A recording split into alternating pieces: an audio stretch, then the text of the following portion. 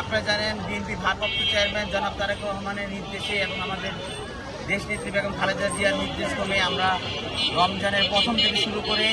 আমরা ইফতারি কার্যক্রম শুরু করেছি এবং আমাদের যে প্রথম থেকে যে প্রতিশ্রুতি দিয়েছি একেবারে শেষ রমজান পর্যন্ত মাসব্যাপী যে ইফতারের আয়োজন হয়েছে। আজকে দেখছেন আপনারা আমাদের এই এলাকায়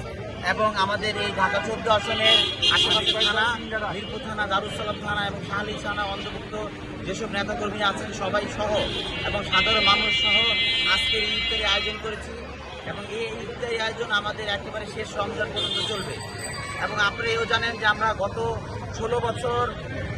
নির্যাতন সহ্য করে এবং মামলা হামলা যথেষ্ট এলাকায় অবস্থান করতে পারিনি, পরিবার পরিজনদেরকে নিয়ে ইফতারি করতে পারিনি এবং আমরা এবারই প্রথম স্বৈরাচারী সরকারের পতনের পর এবার প্রথম আমরা আমাদের পরিবারদের নিয়ে